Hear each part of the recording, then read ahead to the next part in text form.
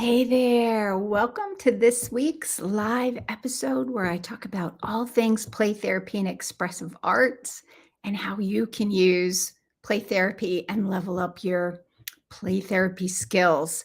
So, this week I want to take a little bit of a change in my focus, which is really specifically focusing on adolescents and how you can help your adolescent clients engage in the change process at a much deeper level so that they can work through some of those painful emotions and experiences.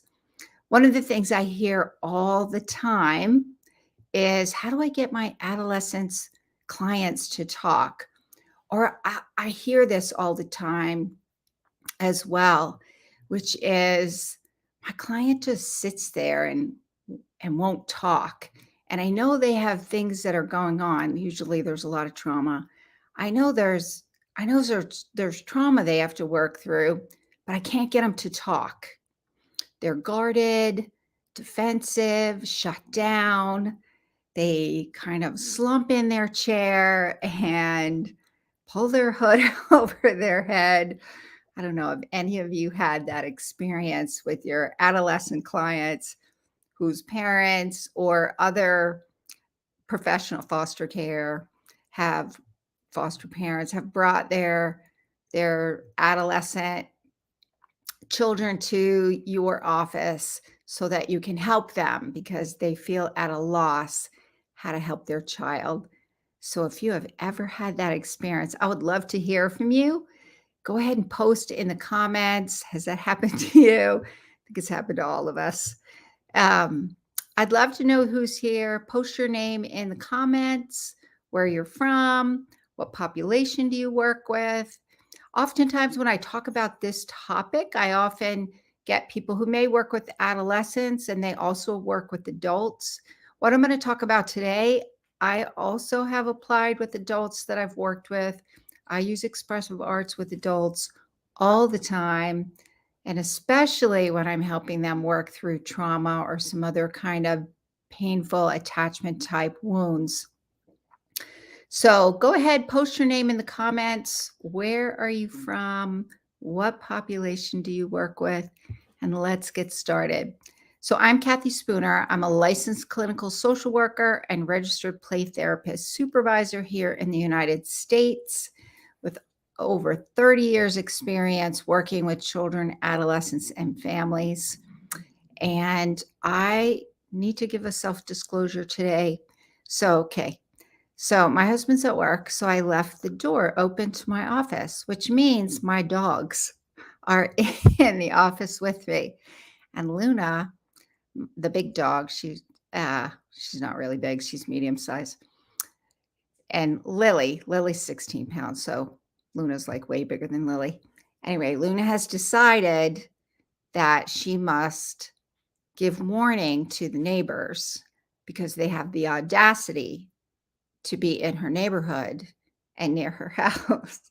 And she keeps hearing me say her name, so she's kind of hovering, which means because Luna is on alert and she is making sure these dastardly neighbors don't come anywhere near her house, you are likely to hear her barking. And since my husband's not here, there's no way for me to dash over there and make her be quiet. So if you hear kind of this rustling in the background with this weird moaning noise, it means my dogs are rolling around in the office on the carpet being dogs. Or you may hear Luna, protective Luna. Yes, Luna is very protective. Yes, I think that's you, Steph. Yep, Steph, she is very protective. So just pardon the dog noises today, and we will chat about one of my favorite topics today, which is using expressive arts. So there are some things. What I regularly hear from mental health professionals working with adolescents is, how do I get these adolescents to talk? They won't talk. They're shut down. Or I don't know know about expressive arts. One of the reasons so that's what I want to talk about today. What are some of those misconceptions about using expressive arts in the therapy process that are going to impede your ability to use this modality effectively and really connect and create that safe space for your adolescent clients?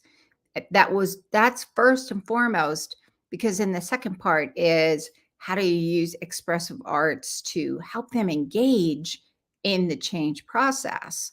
Because that's the whole point of the therapy process, right? Is to make a difference and help your adolescent clients heal.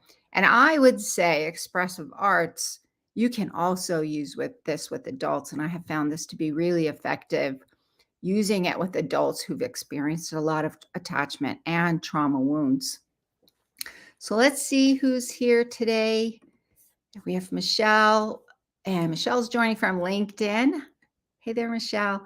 Working on therapy book for children. And oh, that sounds interesting. I have a book too. It's Attachment Focused Family Play Therapy and Intervention for Children and Adolescents After Trauma.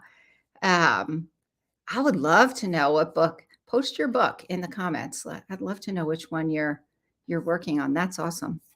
So, good morning, Steph. Made it this week. I know I thought you missed last week. No worries. Stuff to do with grown-ups. Yes, Steph, you can use some of this with your adolescent and your adult clients. Steph's also in my Play Therapy Academy, so we can talk more about that. I think we have talked about some of that in Play Therapy Academy meetings. And Michelle says, Lena and Lily. Yeah, Luna and Lily. Those are my dogs, my crazy dogs. All righty. Well, welcome.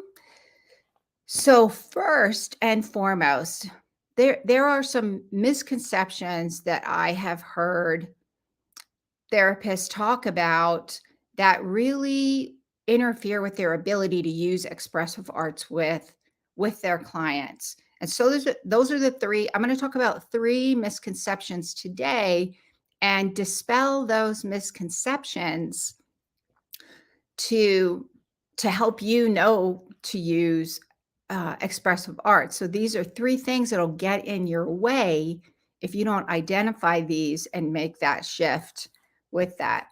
So Kathy Royer, hey Kathy. Kathy says hi, all welcome.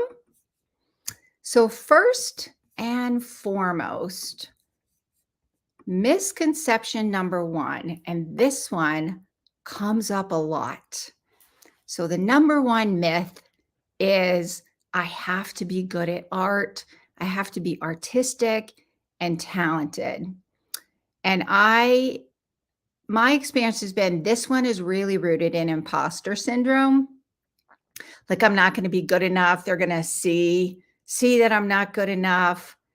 They're going to see my art, or they're going to hear they're going to hear me sing. With kids, they don't really care, to be honest. And adolescents don't care either. Even adults don't care. It's not about being good enough artistically. That's what this is rooted in, being good enough. That's the imposter syndrome, being good enough. The reality is, it doesn't matter if you're artistic or musically inclined, or that you are trained in music or dance or art or writing. It's not about being an expert artistically. It's about using the creative process to help your clients engage those parts of their brain, engage that sense of self into the change process, and it can bypass those cognitive areas and help them process at a deeper level. And then later they can make sense of it cognitively if that's what they need to do, because sometimes they don't always need to. Sometimes the process in and of itself is the healing process. So tapping into that experience of creativity to express what words can't describe. You've probably all heard that saying, a picture's worth 1,000 words. If I can if my if I can help my adolescent clients, if I can even help my adult clients to express through creative avenues, art, poetry, music. I don't do dance and movement. I think it's cool though. Um, it's not something I'm very good at, meaning I don't know how to do it myself. And I haven't really taken any of the trainings to do it. I've done it in some trainings, but it's not necessarily something I'm totally comfortable with. That being said, it would be cool. So that'll be my future goal. Actually, I've been thinking about that a lot lately because I've heard stories about some powerful shifts that occur through the use of dance and movement. It's about movement and getting that whole body engaged differently to work through whatever is kind of trapped somatically in the body that words and intellect can't get to. Same with drama therapy. I've used kind of elements of that. It's not one that I use a lot. A play therapist, I would say that we use drama using puppets that way. But when I worked in some of the residential treatments, we used kind of elements of drama therapy in groups and created some really amazing shifts for our clients. So it's more about the process than the actual skill level that you have. I draw stick people. I use art all the time. I cannot sing a tune. If I I'll sing in the car, top of my lungs, nobody's around. Am I ever going to make it on a stage to be music? No, I'm never going to be that way. It's about giving voice to an expression in a way that brings release and healing and it empowers that change process. I've used poetry since I was an adolescent to work through. I didn't even realize it, to be honest, until I took a training in poetry therapy, and I thought, "Oh my gosh, this is amazing." And oh my gosh, I actually use this. So it's a way for self-expression. It's a way to access those therapeutic powers of play for healing. If you're using a play therapy model, accessing those therapeutic powers of play for healing, such as access to the unconscious, self expression, some counter conditioning, creative problem solving, all of these therapeutic powers of play can be accessed through expressive modalities. So once you get past your imposter syndrome and you stop really caring about whether or not your artistic expression is going to get an A in class or you're going to be discovered by some art talent, then you will be able to access and use this really powerful modality. And here's the thing, your clients are experiencing the same thing. When you ask them to do something that they are not trained to do, or they know they're not like gifted in art, they're going to feel the same way. They're going to have that imposter syndrome come up. They're going to have all of those thoughts and emotions about how they were horrible in art class or music and can't sing a tune. They can't play an instrument. They can't do, and they don't know how to dance. Their coordination is horrendous. Those are all the thoughts, not necessarily that it is. Those are the thoughts that they're going to have. And so your ability to give permission not to be perfect, and it's not about the product, it's about the process. Your ability to do that with yourself gives permission for your clients to do that. So we have a comment. Oh, Michelle said, "Hi, Kathy." Oh, that's awesome. Um, so the second misconception is expressive arts is too complicated. Expressive arts is too complicated.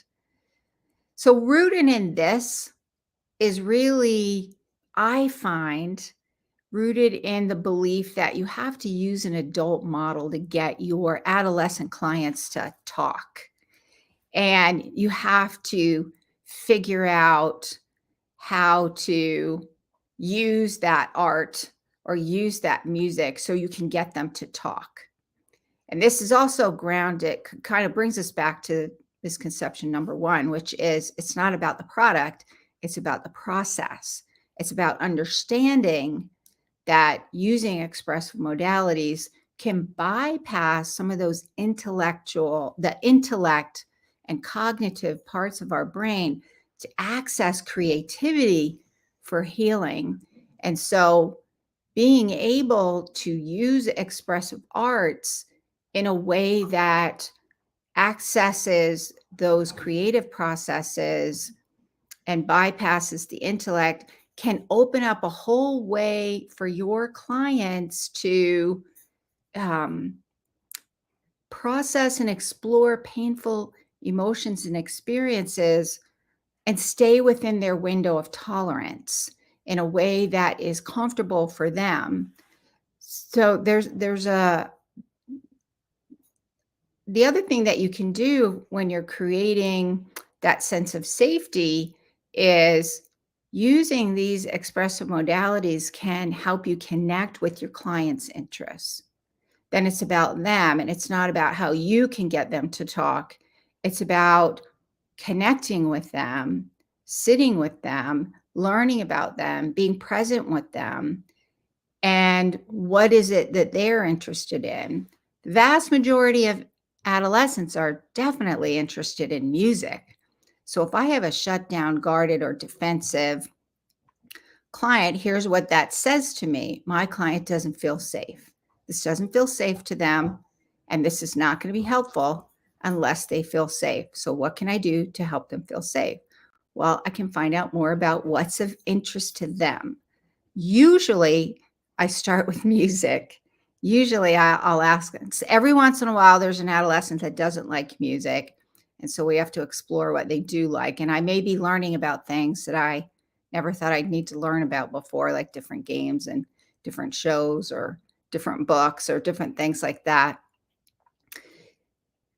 Connecting with them, so let's say music, you can connect with your adolescent clients through music. You can ask them, what is it, what kind of music do you like? Do you have a favorite artist, a favorite group? And then we'll go through YouTube and I'll ask them, tell me a song, and then we'll listen to YouTube song, and I'll have them pick it. And I don't mind some potty words. So if that works for sometimes a good potty word, a good curse word just is cathartic. So I don't mind those. Um, so in my office, you can do almost anything you want to do, but you can say anything you want to say. I mean, you have to be careful about some things because you do have to talk about being a mandated reporter.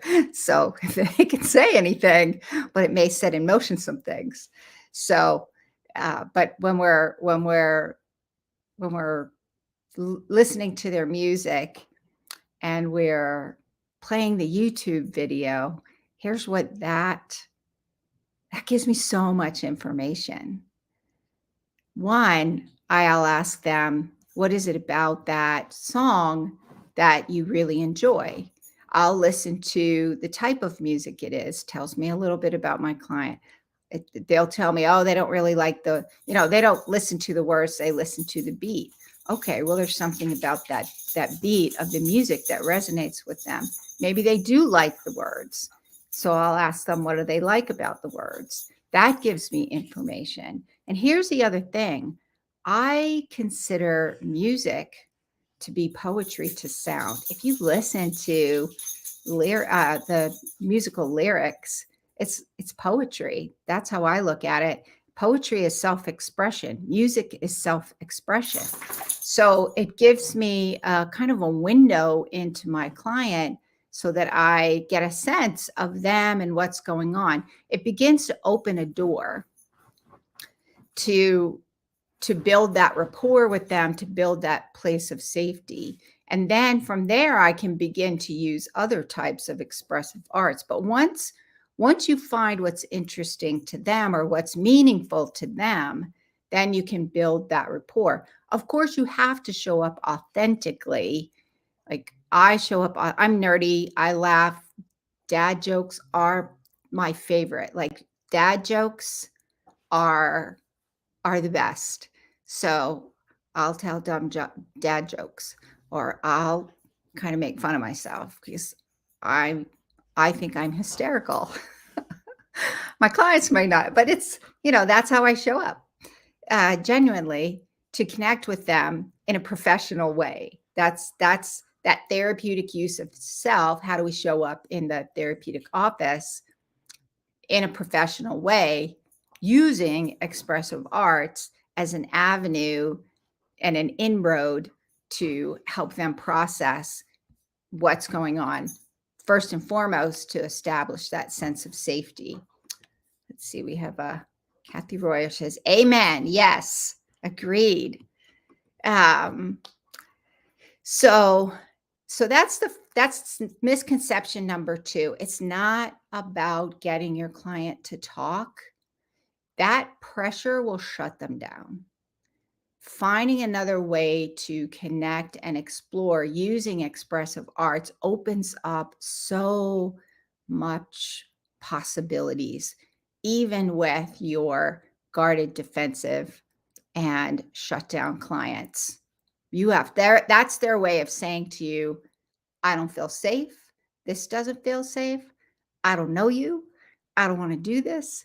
And mostly because it's too painful for me to tolerate. So creating that environment where that can happen using expressive arts gives you that ability to do that. And then using expressive arts, you can talk about it and process it, but first and foremost, you've got to access it.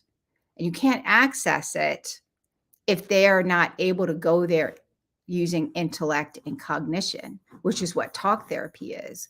I got to be able to cognitively tell you what's going on, and I may not be able to. So that is misconception number 2. Oh, I don't know if you guys can hear Luna. She's digging. Yep, she's digging in the background.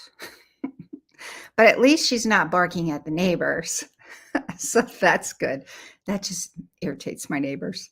So a couple of neighbors are cool about it, but I got a couple who are not. So it is what it is. All right. Misconception number 3 is expressive arts is too complicated. Like, I don't know how to do it. I don't want to use it. It's too hard. It's too uncomfortable. And rooted in that is really not having good training to help you know how to use expressive arts confidently.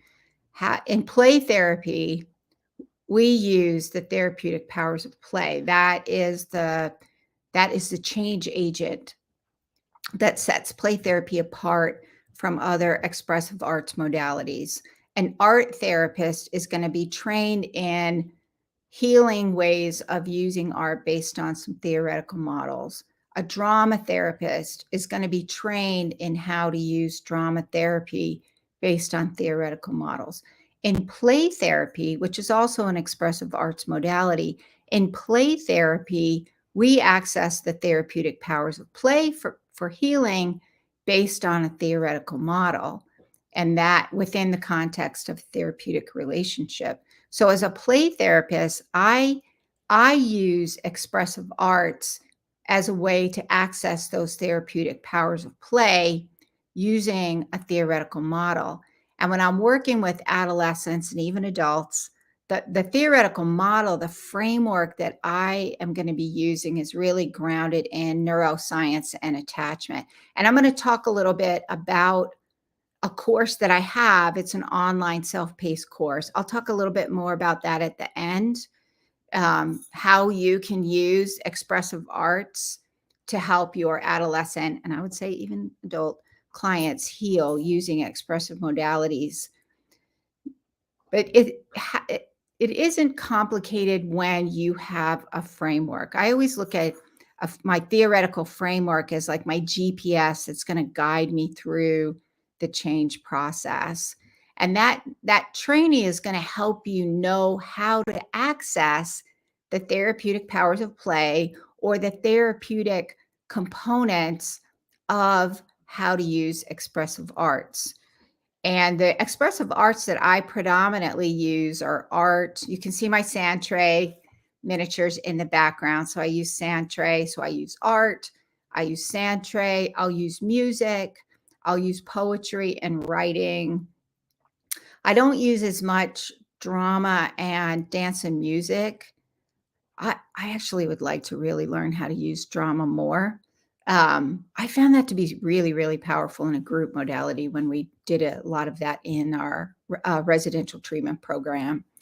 And in the treatment program, there was a therapist that used dance and movement, actually, both places where I worked, and they had phenomenal results with dance and music. So the thing is, this requires training. It also requires some supervision, consultation to help you know how to use it effectively. Um, so once you get that grounding, it's really not that complicated because you have a way to understand it and a way to help your clients process it and a way to therapeutically hold that in the change process. So that is it for today. Let me just do a quick recap. First and foremost, misconception number one, you have to be a skilled artist of some kind with high artistic ability, and you do not. I draw stick people. I cannot sing a tune. I can bang out on a drum, and I will never be in a concert hall. No one will ever pay to hear me do this. It's not about the product, it's about the process.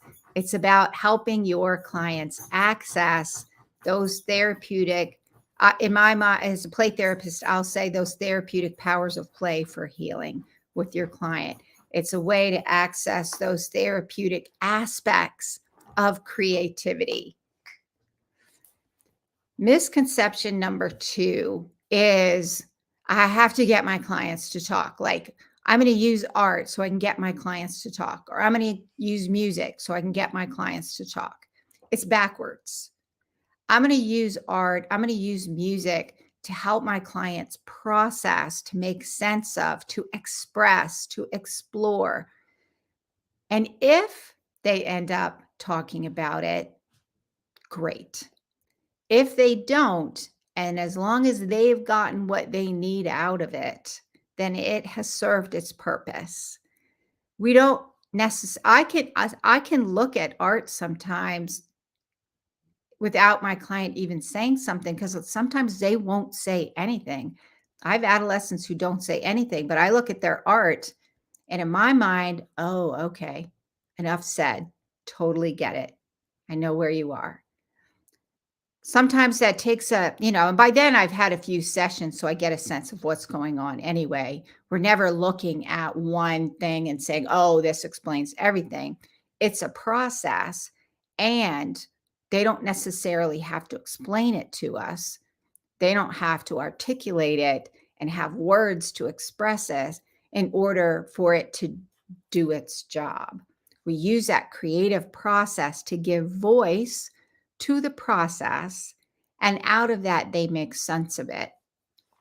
Sometimes traditional talk therapy works great and they don't necessarily need anything. In my experience, a lot of times, expressive arts does provide a better way for them to be able to go deeper and explore deeper and make sense of what's going on in their lives. So misconception number 3 is that it's too complicated. I can't do it. It's too hard. It'll never work. And that's really rooted in not having training to be able to know how to use it. Your training and your theoretical framework are going to be like your GPS to help guide you through the process and know how to make sense of what's going on. And so being able to get some training and some consultation, if you haven't gone in your master's program, done an art therapy program, or if you haven't done drama therapy, for example, or you're not gifted and taking a, a music major in college, if you want to know how to access the therapeutic aspects of expressive arts, then there is good training out there that's going to support how you make sense of what's going on in your clients with your clients, and how do you help them? How do you use that process to help them heal? So that is it for today. If you're interested in using, I have a course. It's an online self-paced course. It's called Expressive Arts in Play Therapy with Adolescents. If you hop over to my website, you'll be able to see that training. It's called Expressive Arts in Play Therapy with Adolescents. There's 2 registration versions. There's one if you need continuing education hours, and there's one if you don't. As a self-paced course, you do it in your time zone when it's convenient for you. So if you're not living in the US and you don't need any of our continuing education hours, you may want the non-CE version. If you don't need the CEs and you live in the US, you can get the non-CE version.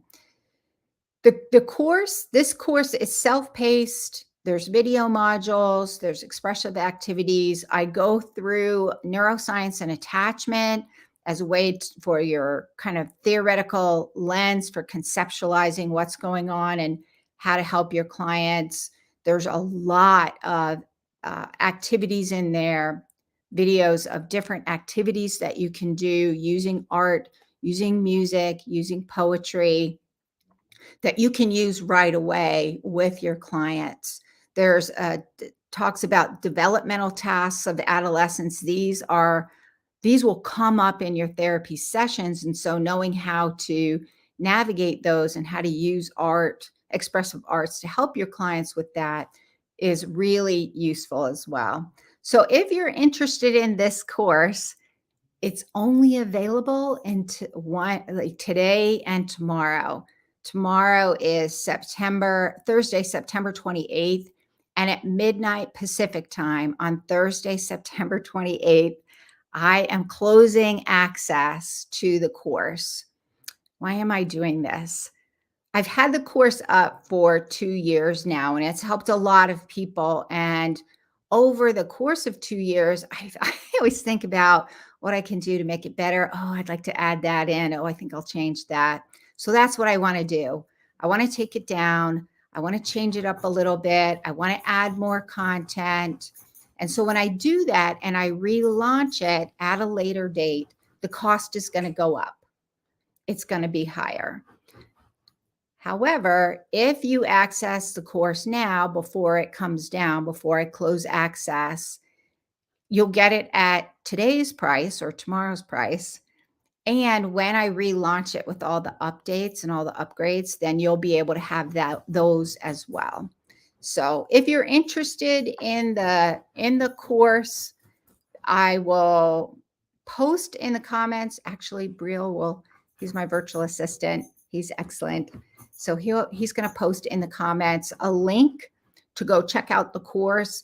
And again, it's coming down soon, so you'll want to access it soon to be able to find out how I've basically taken my 30 years in mental health working with children, adolescents, and families, and kind of put that in the course. How do I use it? How do I help my clients get that healing using the therapeutic powers of play with expressive arts. All righty. All righty. So, Facebook user says, one of my hangups is processing of the activity. Example, I have a trauma client. Let's see. I have a trauma client says a haiku about their child. Oh, that's awesome.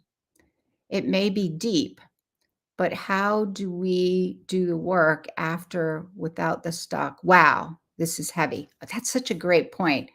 Um,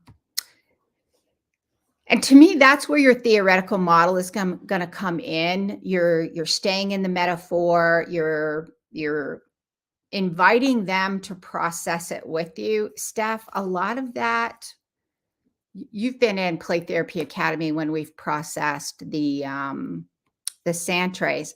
I use a lot of that strategy for processing the Santrays that I do with art or music. Basically, I'm going to use curiosity to invite them to tell me about it. Tell me as much or as little as you want to about what you drew or the music, the poetry in this case. What is it like for you? What does it represent for you? See what they say. And you have to be willing to tolerate that they're not going to say anything. It's like play therapy, where you basically, your favorite, trust the process. You're going to therapeutically hold that while, and as, ultimately, it's what they get out of it. As therapists, though, we kind of want to know where they are in the process and how to help them do that. So we're gonna do that. Um, the other thing is we're picking out themes, and this is where the training and consultation comes in. So that's actually something, Steph, in Play Therapy Academy, we can go through that more in depth. I don't have the ability to do that in the live stream here. One, because I would have to see it, but I don't really have that ability in the live stream. If you have permission, I would say bring that to Play Therapy Academy and we'll look at the themes, because that's part of what you're doing. So this is where that training and the consultation piece come in, how to do that. Great question, though. Ciara O'Neill, I was watching on my phone initially and could not comment. Welcome, welcome, welcome. Facebook user says, thanks, this is helpful. All righty. If you're interested in the course Expressive Arts in Play Therapy, then hop over to my website, click on the link in the comments below. The course is coming down. And in the course, I do go through some of the developmental aspects, and I talk a little bit about how to find themes in art. Using a play therapy framework. So the course will have some of that in there as well. All right. I will see you guys next week. Bye for now.